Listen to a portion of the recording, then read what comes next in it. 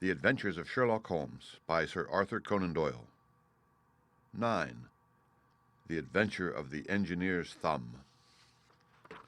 Of all the problems which have been submitted to my friend Mr. Sherlock Holmes for solution during the years of our intimacy, there were only two which I was the means of introducing to his notice, that of Mr. Hatherley's thumb and that of Colonel Warburton's madness. Of these, the latter may have afforded a finer field for an acute and original observer, but the other was so strange in its inception and so dramatic in its detail that it may be the more worthy of being placed upon record, even if it gave my friend fewer openings for those deductive methods of reasoning by which he achieved such remarkable results. The story has, I believe, been told more than once in the newspapers, but like all such narratives, its effect is much less striking when set forth en bloc in a single half-column of print than when the facts slowly evolve before your own eyes and the mystery clears gradually away as each new discovery furnishes a step which leads on to the complete truth. At the time, the circumstances made a deep impression upon me, and the lapse of 2 years has hardly served to weaken the effect. It was in the summer of 1889, not long after my marriage, that the events occurred which I am now about to summarize. I had returned to civil practice, and had finally abandoned Holmes in his Baker Street rooms, although I continually visited him, and occasionally even persuaded him to forego his bohemian habits so far as to come and visit us. My practice had steadily increased, and as I happened to live at no very great distance from Paddington Station, I got a few patients from among the officials. One of these, whom I had cured of a painful and lingering disease, was never weary of advertising my virtues, and of endeavoring to send me on every sufferer over whom he might have any influence. One morning, at a little before 7 o'clock, I was awakened by the maid tapping at the door to announce that 2 men had come from Paddington and were waiting in the consulting room. I dressed hurriedly, for I knew by experience that railway cases were seldom trivial, and hastened downstairs. As I descended, my old ally, the guard, came out of the room and closed the door tightly behind him. "I've got him here," he whispered, jerking his thumb over his shoulder. "He's all right." "What is it, then?" I asked, for his manner suggested that it was some strange creature which he had caged up in my room. "It's a new patient," he whispered. "I thought I'd bring him round myself, then he couldn't slip away. There he is, all safe and sound. I must go now, doctor. I have my duties, just the same as you." And off he went, this trusty tout, without even giving me time to thank him. I entered my consulting room and found a gentleman seated by the table. He was quietly dressed in a suit of heather tweed with a soft cloth cap which he had laid down upon my books. Round one of his hands he had a handkerchief wrapped, which was mottled all over with blood-stains. He was young, not more than 25, I should say, with a strong, masculine face, but he was exceedingly pale and gave me the impression of a man who was suffering from some strong agitation which it took all his strength of mind to control. "I am sorry to knock you up so early, doctor," said he, "but I have had a very serious accident during the night. I came in by train this morning, and on inquiring at Paddington as to where I might find a doctor, a worthy fellow very kindly escorted me here. I gave the maid a card, but I see that she has left it upon the side table." I took it up and glanced at it. "Mr. Victor Hatherley, hydraulic engineer, 16A Victoria Street, 3rd floor." That was the name, style, and abode of my morning visitor. "I regret that I have kept you waiting," said I, sitting down in my library chair. "You are fresh from a night journey, I understand, which is in itself a monotonous occupation." "Oh, my night could not be called monotonous," said he, and laughed. He laughed very heartily, with a high, ringing note, leaning back in his chair and shaking his sides. All my medical instincts rose up against that laugh. "Stop it," I cried. "Pull yourself together," and I poured out some water from a carafe. It was useless, however. He was off in one of those hysterical outbursts which come upon a strong nature when some great crisis is over and gone. Presently he came to himself once more, very weary and pale-looking. "I have been making a fool of myself," he gasped. "Not at all. Drink this." I dashed some brandy into the water, and the color began to come back to his bloodless cheeks. "That's better," said he. "And now, doctor, perhaps you would kindly attend to my thumb, or rather to the place where my thumb used to be." He unwound the handkerchief and held out his hand. It gave even my hardened nerves a shudder to look at it. There were 4 protruding fingers and a horrid, red, spongy surface where the thumb should have been. It had been hacked or torn right out from the roots. "Good heavens!" I cried. "This is a terrible injury. It must have bled considerably." "Yes, it did. I fainted when it was done, and I think that I must have been senseless for a long time. When I came to, I found that it was still bleeding, so I tied one end of my handkerchief very tightly around the wrist and braced it up with a twig." "Excellent. You should have been a surgeon." "It is a question of hydraulics, you see, and came within my own province." "This has been done," said I, examining the wound, "by a very heavy and sharp instrument." "A thing like a cleaver," said he. "An accident, I presume?" "By no means." "What? A murderous attack?" "Very murderous indeed. You horrify me." I sponged the wound, cleaned it, dressed it, and finally covered it over with cotton wadding and carbolized bandages. He lay back without wincing, though he bit his lip from time to time. "How is that?" I asked when I had finished. "Capital. Between your brandy and your bandage, I feel a new man. I was very weak, but I have had a good deal to go through." "Perhaps you had better not speak of the matter. It is evidently trying to your nerves." "Oh, no, not now. I shall have to tell my tale to the police, but between ourselves, if it were not for the convincing evidence of this wound of mine, I should be surprised if they believed my statement, for it is a very extraordinary one, and I have not much in the way of proof with which to back it up. And even if they believe me, the clues which I can give them are so vague that it is a question whether justice will be done." "Ah!" cried I. "If it is anything in the nature of a problem which you desire to see solved, I should strongly recommend you to come to my friend Mr. Sherlock Holmes before you go to the official police." "Oh, I have heard of that fellow," answered my visitor, "and I should be very glad if he would take the matter up, though of course I must use the official police as well. Would you give me an introduction to him?" "I'll do better. I'll take you round to him myself." "I should be immensely obliged to you." "We'll call a cab and go together. We shall just be in time to have a little breakfast with him. Do you feel equal to it?" "Yes, I shall not feel easy until I have told my story." "Then my servant will call a cab, and I shall be with you in an instant." I rushed upstairs, explained the matter shortly to my wife, and in 5 minutes was inside a hansom driving with my new acquaintance to Baker Street.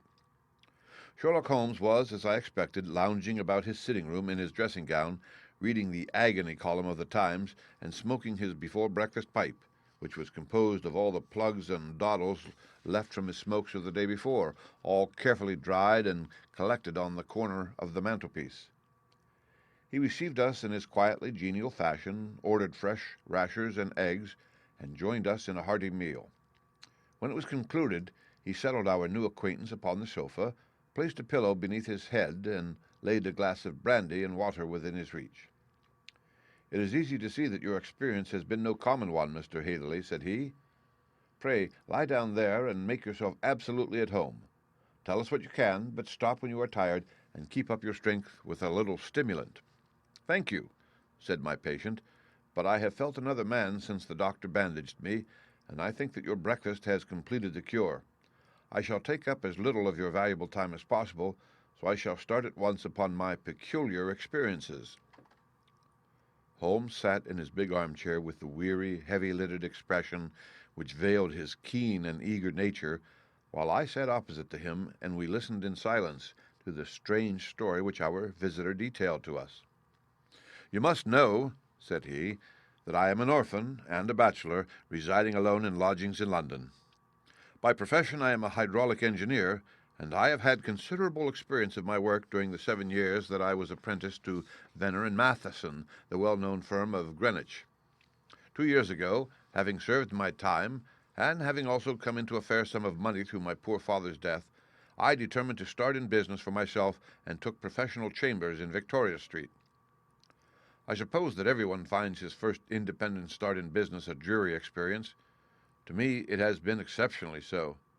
During 2 years I have had my 3 consultations and 1 small job, and that is absolutely all that my profession has brought me. My gross takings amount to £27 10 shillings. Every day, from 9 in the morning until 4 in the afternoon, I waited in my little den until at last my heart began to sink, and I came to believe that I should never have any practice at all. Yesterday, however, Just as I was thinking of leaving the office, my clerk entered to say that there was a gentleman waiting who wished to see me upon business. He brought up a card, too, with the name of Colonel Lysander Stark engraved upon it. Close at his heels came the colonel himself, a man rather over the middle size, but of an exceeding thinness. I do not think that I have ever seen so thin a man. His whole face sharpened away into nose and chin, and the skin of his cheeks was drawn quite tense over his outstanding bones. Yet this emaciation seemed to be his natural habit, and due to no disease, for his eye was bright, his step brisk, and his bearing assured. He was plainly but neatly dressed, and his age, I should judge, would be nearer 40 than 30. Mr. Hatherley, said he, with something of a German accent, you have been recommended to me, Mr. Hatherley, as being a man who is not only proficient in his profession, but is also discreet and capable of preserving a secret. I bowed, feeling as flattered as any young man would at such an address. May I ask who it was who gave me so good a character? Well, perhaps it is better that I should not tell you that just at this moment. I have it from the same source that you are both an orphan and a bachelor, and are residing alone in London. That is quite correct, I answered, but you will excuse me if I say that I cannot see how all this bears upon my professional qualifications. I understand that it was on a professional matter that you wished to speak to me. Undoubtedly so, but you will find that all I say is really to the point. I have a professional commission for you, but absolute secrecy is quite essential. Absolute secrecy, you understand, and of course we may expect that more from a man who is alone than from one who lives in the bosom of his family. If I promise to keep a secret, said I, you may absolutely depend upon my doing so. He looked very hard at me as I spoke, and it seemed to me that I had never seen so suspicious and questioning an eye. Do you promise, then? Said he at last. Yes, I promise. Absolute and complete silence before, during, and after, no reference to the matter at all, either in word or writing. I have already given you my word. Very good. He suddenly sprang up, and darting like lightning across the room, he flung open the door. The passage outside was empty. That's all right, said he, coming back. I know that clerks are sometimes curious as to their master's affairs. Now we can talk in safety. He drew up his chair very close to mine, and began to stare at me again with the same questioning and thoughtful look. A feeling of repulsion and of something akin to fear had begun to rise within me at the strange antics of this fleshless man. Even my dread of losing a client could not restrain me from showing my impatience. I beg that you will state your business, sir, said I. My time is of value. Heaven forgive me for that last sentence, but the words came to my lips. How would 50 guineas for a night's work suit you? He asked. Most admirably. I say a night's work, but an hour's would be nearer the mark. I simply want your opinion about the hydraulic stamping machine which has got out of gear. If you show us what is wrong, we shall soon set it right ourselves. What do you think of such a commission as that? The work appears to be light and the pay munificent. Precisely so. We shall want you to come tonight by the last train. Where to? To Eyford in Berkshire. It is a little place near the borders of Oxfordshire and within 7 miles of Reading. There is a train from Paddington which would bring you there at about 11:15. Very good. I shall come down in a carriage to meet you. There is a drive, then? Yes. Our little place is quite out in the country. It is a good 7 miles from Eyford Station. Then we can hardly get there before midnight. I suppose there would be no chance of a train back. I should be compelled to stop the night. Yes, we could easily give you a shakedown. That is very awkward. Could I not come at some more convenient hour? We have judged it best that you should come late. It is to recompense you for any inconvenience that we are paying to you, a young and unknown man, a fee which would buy an opinion from the very heads of your profession. Still, of course, if you would like to draw out of the business, there is plenty of time to do so. I thought of the 50 guineas and of how very useful they would be to me. Not at all, said I. I shall be very happy to accommodate myself to your wishes. I should like, however, to understand a little more clearly what it is that you wish me to do. Quite so. It is very natural that the pledge of secrecy which we have exacted from you should have aroused your curiosity. I have no wish to commit you to anything without your having it all laid before you. I suppose that we are absolutely safe from eavesdroppers?" "Entirely." "Then the matter stands thus. You are probably aware that fuller's earth is a valuable product, and that it is only found in 1 or 2 places in England?" "I have heard so." "Some little time ago I bought a small place, a very small place, within 10 miles of Reading. I was fortunate enough to discover that there was a deposit of fuller's earth in one of my fields. On examining it, however, I found that this deposit was a comparatively small one, and that it formed a link between 2 very much larger ones upon the right and left, both of them, however, in the grounds of my neighbors. These good people were absolutely ignorant that their land contained that which was quite as valuable as a gold mine. Naturally, it was to my interest to buy their land before they discovered its true value, but unfortunately I had no capital by which I could do this. I took a few of my friends into the secret, however, and they suggested that we should quietly and secretly work our own little deposit, and in this way we should earn the money which would enable us to buy the neighboring fields. This we have now been doing for some time, and in order to help us in our operations we erected a hydraulic press. This press, as I have already explained, has got out of order, and we wish your advice upon the subject. We guard our secret very jealously, however, and if it once became known that we had hydraulic engineers coming to our little house, it would soon rouse inquiry, and then, if the facts came out, it would be goodbye to any chance of getting these fields and carrying out our plans. That is why I have made you promise me that you will not tell a human being that you are going to Arther tonight. I hope that I make it all plain." "I quite follow you," said I. "The only point which I could not quite understand was what use you could make of a hydraulic press in excavating fuller's earth, which, as I understand, is dug out like gravel from a pit." "Aha!" said he carelessly. "We have our own process. We compress the earth into bricks so as to remove them without revealing what they are. But that is a mere detail. I have taken you fully into my confidence now, Mr. Hatherley, and I have shown you how I trust you." He rose as he spoke. "I shall expect you then at Arther at 11:15. "I shall certainly be there." "And not a word to a soul."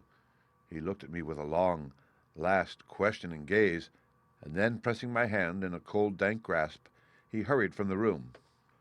Well, when I came to think it all over in cool blood, I was very much astonished, as you may both think, at this sudden commission which had been entrusted to me.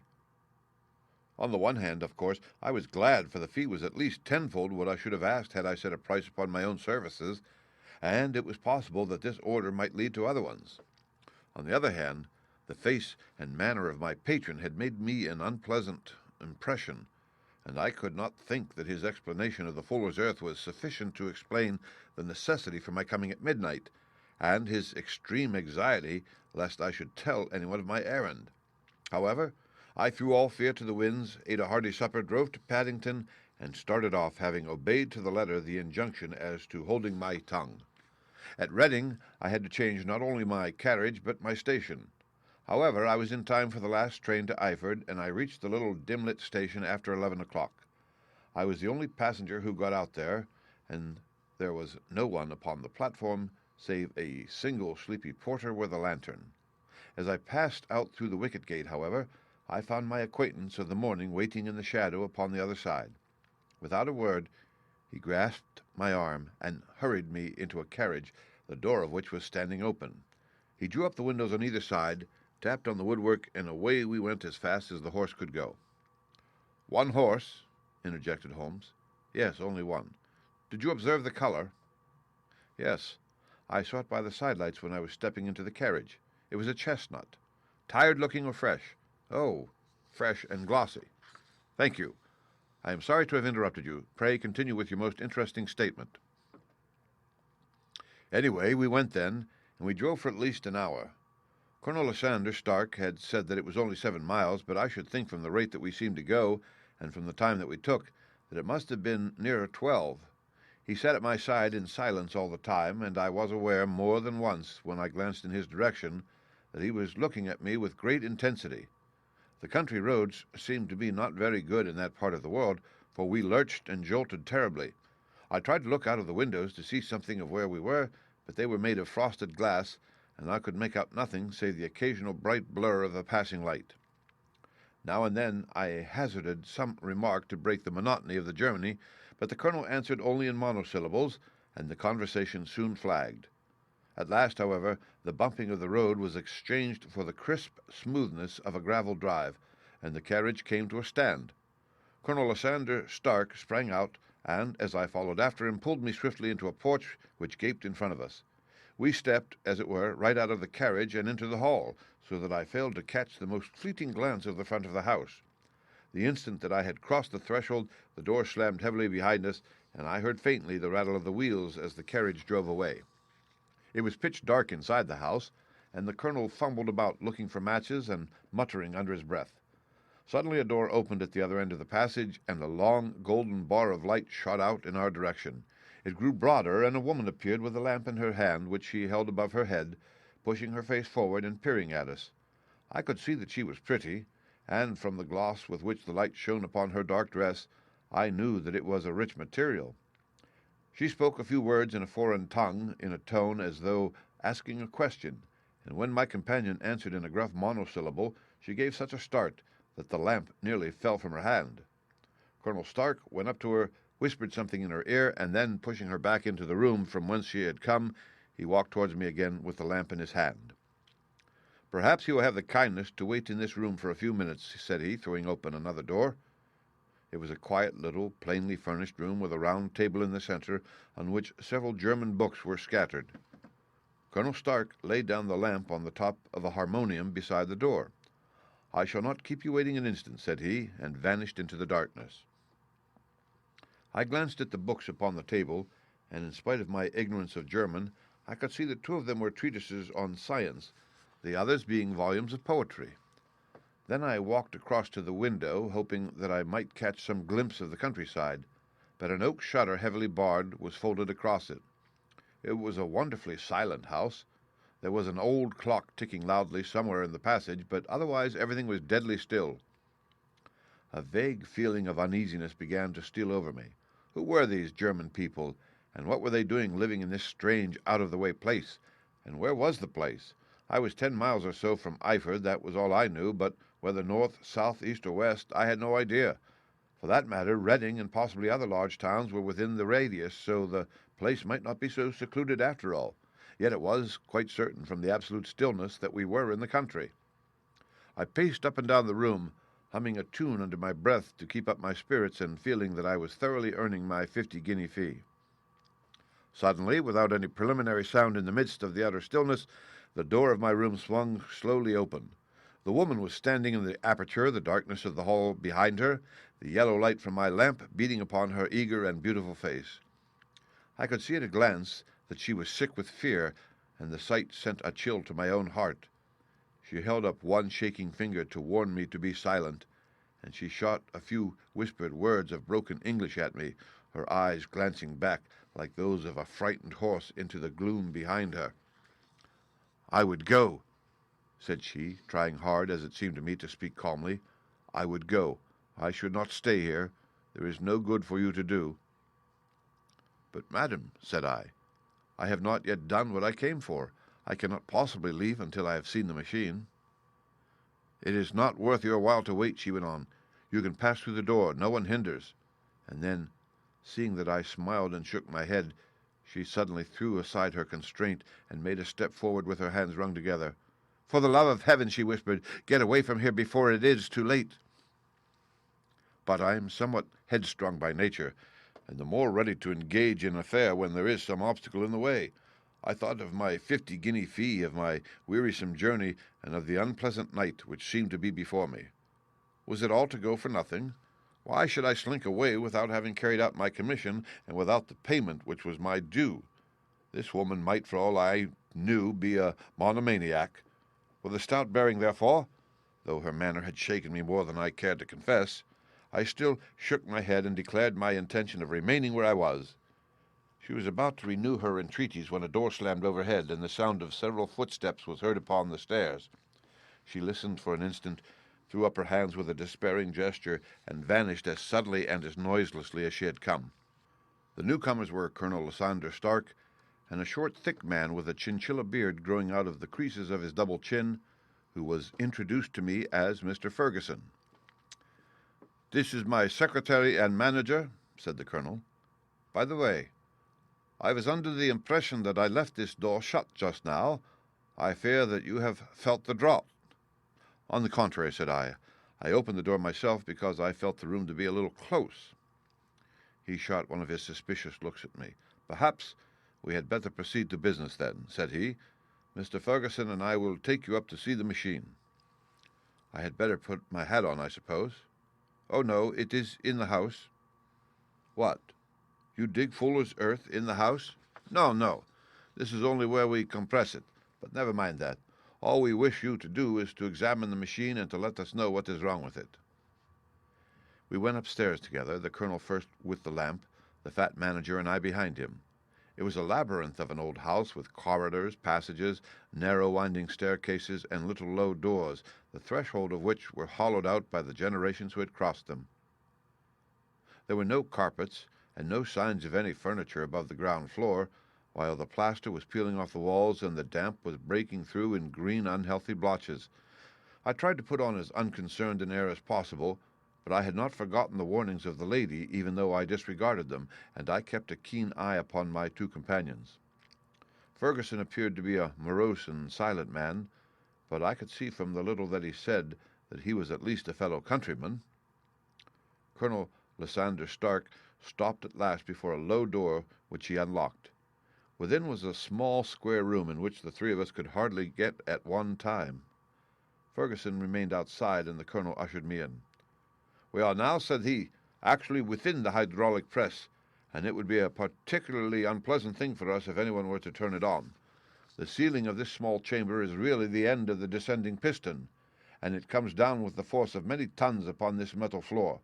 There are several lateral columns of water outside which receive the force and which transmit and multiply it in the manner which is familiar to you. The machine goes readily enough, but there is some stiffness in the working of it, and it has lost a little of its force. Perhaps you will have the goodness to look it over and to show us how we can set it right." I took the lamp from him, and I examined the machine very thoroughly.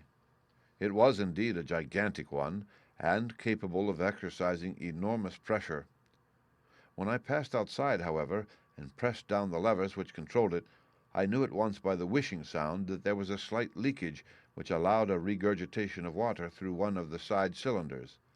An examination showed that one of the India rubber bands, which was round the head of a driving rod, had shrunk so as not quite to fill the socket along which it worked.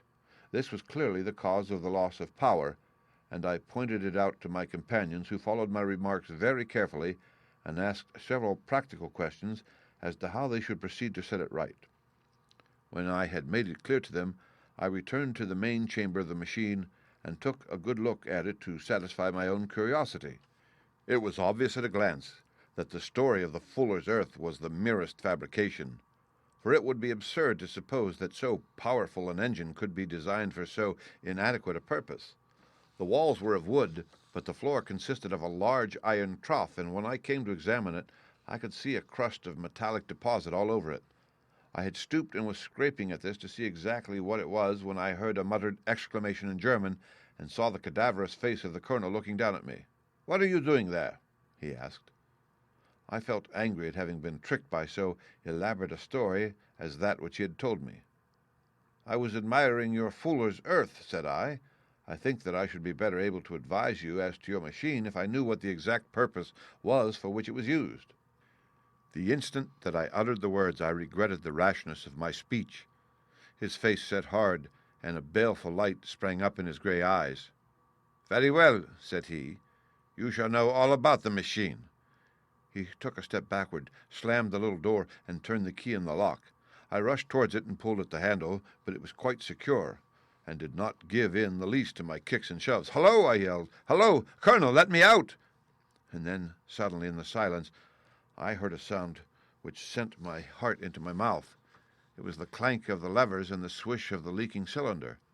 He had set the engine at work. The lamp was still stood upon the floor where I had placed it when examining the trough. By its light, I saw that the black ceiling was coming down upon me, slowly, jerkily, but, as none knew better than myself, with a force which must within a minute grind me to a shapeless pulp. I threw myself screaming against the door and dragged with my nails at the lock. I implored the colonel to let me out, but the remorseless clanking of the levers drowned my cries. The ceiling was only a foot or two above my head, and with my hand upraised I could feel its hard, rough surface. Then it flashed through my mind that the pain of my death would depend very much upon the position in which I met it. If I lay on my face, the weight would come upon my spine, and I shuddered to think of that dreadful snap. Easier the other way, perhaps, and yet had I the nerve to lie and look up at that deadly black shadow wavering down upon me? Already I was unable to stand erect when my eye caught something which brought a gush of hope back into my heart. I have said that though the floor and ceiling were of iron, the walls were of wood. As I gave a last hurried glance around, I saw a thin line of yellow light between two of the boards, which broadened and broadened as a small panel was pushed backwards. For an instant I could hardly believe that here was indeed a door which led away from death. The next instant I threw myself through and lay half fainting upon the other side. The panel had closed again behind me, but the crash of the lamp and a few moments afterwards the clang of the two slabs of metal told me how narrow had been my escape. I was recalled to myself by a frantic plucking at my wrist, and I found myself lying upon the stone floor of a narrow chamber while a woman bent over me and tugged at me with her left hand while she held a candle in her right. It was the same good friend whose warning I had so foolishly rejected. "Come, come," she cried breathlessly. "They will be here in a moment. They will see that you are not there. Oh, do not waste this so precious time, but come." This time, at least, I did not scorn her advice. I staggered to my feet and ran with her along the corridor and down a winding stair. The ladder led to another broad passage, and just as we reached it, we heard the sound of running feet and the shouting of two voices, one answering the other from the floor on which we were and from the one beneath. My guide stopped and looked about her like one who is at her wit's end. Then she threw open a door which led into a bedroom, through the window of which the moon was shining brightly. "It is your only chance," said she. "It is high, but it may be that you can jump it." As she spoke, a light sprang into view at the further end of the passage, and I saw the lean figure of Colonel Lysander Stark rushing forward with a lantern in one hand and a weapon like a butcher's cleaver in the other. I rushed across the bedroom, flung open the window, and looked out. How quiet and sweet and wholesome the garden looked in the moonlight, and it could not be more than 30 feet down. I clambered out upon the sill, but I hesitated to jump until I should have heard what passed between my saviour and the ruffian who pursued me. If she were ill-used, then at any risks I was determined to go back to her assistance. The thought had hardly flashed through my mind before he was at the door, pushing his way past her, but she threw her arms around him and tried to hold him back. "Fritz, Fritz," she cried in English, "remember your promise after the last time. You said it should not be again. He will be silent. Oh, he will be silent." "You are mad, Elise," he shouted, struggling to break away from her. "You will be the ruin of us. He has seen too much. Let me pass, I say." He dashed her to one side, and rushing to the window, cut at me with his heavy weapon. I had let myself go, and was hanging by the hands to the sill when his blow fell. I was conscious of a dull pain. My grip loosened, and I fell into the garden below. I was shaken, but not hurt by the fall, so I picked myself up and rushed off among the bushes as hard as I could run, for I understood that I was far from being out of danger yet. Suddenly, however, as I ran, a deadly dizziness and sickness came over me. I glanced down at my hand, which was throbbing painfully, and then for the first time saw that my thumb had been cut off and that the blood was pouring from my wound. I endeavored to tie my handkerchief around it, but there came a sudden buzzing in my ears, and next moment I fell in a dead faint among the rose bushes. How long I remained unconscious, I cannot tell. It must have been a very long time, for the moon had sunk, and a bright morning was breaking when I came to myself. My clothes were all sodden with dew, and my coat sleeve was drenched with blood from my wounded thumb. The smarting of it recalled in an instant all the particulars of my night's adventure, and I sprang to my feet with the feeling that I might hardly yet be safe from my pursuers. But to my astonishment, when I came to look round me, neither house nor garden were to be seen. I had been lying in an angle of the hedge close by the high road, and just a little lower down was a long building which proved, upon my approaching it, to be the very station at which I had arrived upon the previous night. Were it not for the ugly wound upon my hand, all that had passed during those dreadful hours might have been an evil dream. Half dazed, I went into the station and asked about the morning train. There would be one to Reading in less than an hour. The same porter was on duty, I found, as had been there when I arrived. I inquired of him whether he had ever heard of Colonel Lysander Stark.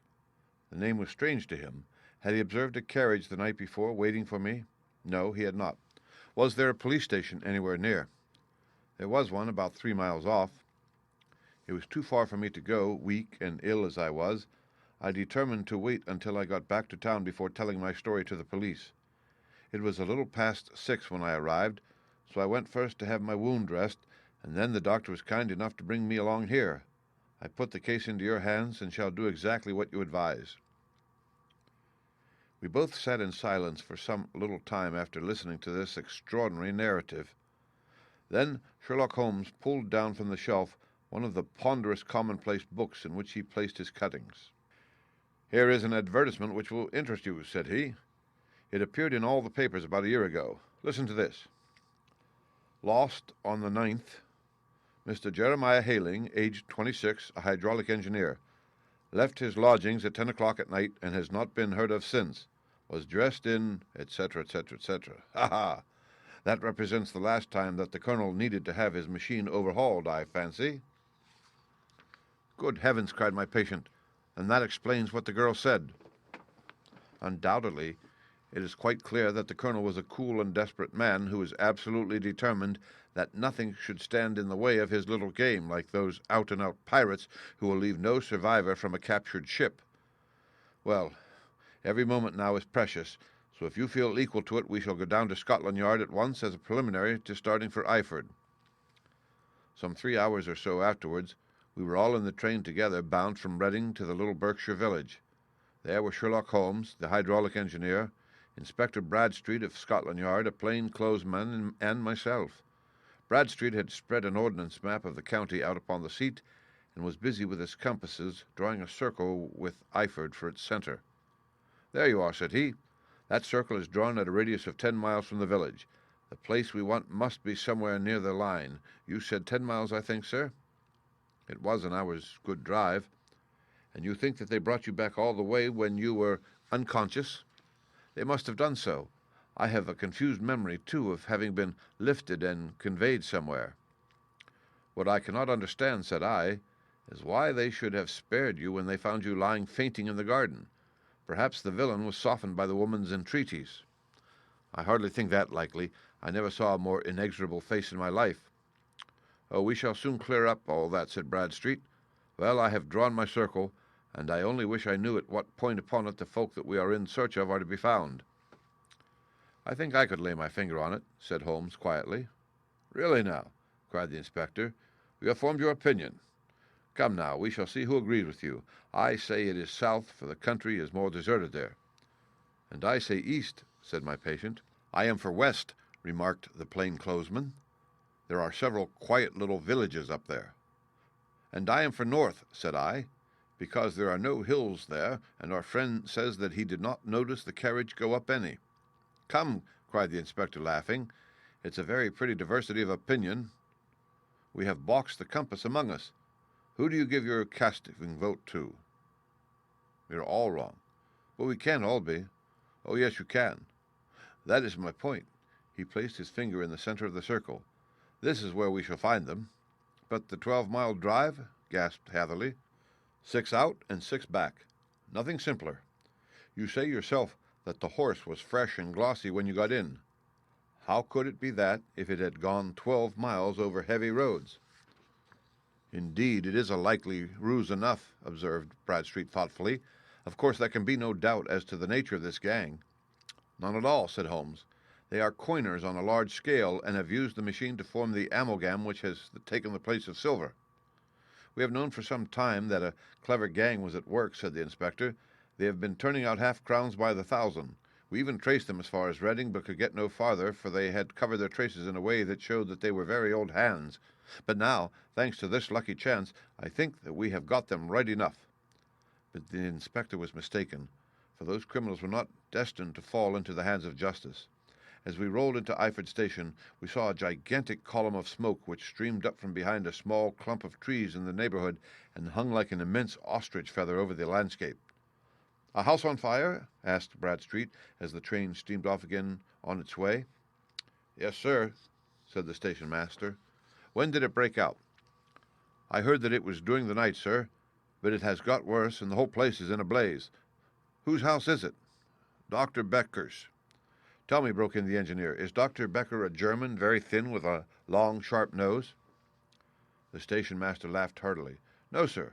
Dr. Becker is an Englishman, and there isn't a man in the parish who has a better lined waistcoat. But he has a gentleman staying with him, a patient, as I understand, who is a foreigner, and he looks as if a little good Berkshire beef would do him no harm." The station master had not finished his speech before we were all hastening in the direction of the fire. The road topped a low hill, and there was a great, widespread, whitewashed building in front of us, spouting fire at every chink and window, while in the garden in front 3 fire engines were vainly striving to keep the flames under. "That's it!" cried Hatherley, in intense excitement. "There is the gravel drive, and there are the rose bushes where I lay. That second window is the one that I jumped from." "Well, at least," said Holmes, "you have had your revenge upon them. There can be no question that it was your oil lamp which, when it was crushed in the press, set fire to the wooden walls, though no doubt they were too excited in the chase after you to observe it at the time. Now, keep your eyes open in this crowd for your friends of last night, though I very much fear that they are a good 100 miles off by now." And Holmes' fears came to be realized, for from that day to this no word has ever been heard either of the beautiful woman, the sinister German, or the morose Englishman. Early that morning a peasant had met a cart containing several people and some very bulky boxes driving rapidly in the direction of Reading, but there all traces of the fugitives disappeared, and even Holmes' ingenuity failed ever to discover the least clue as to their whereabouts. The firemen had been much perturbed at the strange arrangements which they had found within, and still more so by discovering a newly severed human thumb upon a window-sill of the second floor. About sunset, however, their efforts were at last successful, and they subdued the flames, but not before the roof had fallen in, and the whole place had been reduced to such absolute ruin that, save some twisted cylinders and iron piping, not a trace remained of the machinery which had cost our unfortunate acquaintance so dearly. Large masses of nickel and of tin were discovered stored in an outhouse, but no coins were to be found, which may have explained the presence of those bulky boxes which have been already referred to. How our hydraulic engineer had been conveyed from the garden to the spot where he recovered his senses might have remained forever a mystery were it not for the soft mold which told us a very plain tale. He had evidently been carried down by 2 persons, one of whom had remarkably small feet, and the other unusually large ones. On the whole, it was most probable that the silent Englishman, being less bold or less murderous than his companion, had assisted the woman to bear the unconscious man out of the way of danger. "Well," said our engineer ruefully as we took our seats to return once more to London, "it has been a pretty business for me. I have lost my thumb, and I have lost a 50-guinea fee, and what have I gained?" "Experience," said Holmes, laughing. "Indirectly it may be of value, you know. You have only to put it into words to gain the reputation of being excellent company for the remainder of your existence." The end. Read by Rick Kishner for Lit2Go on the web at fcit.usf.edu.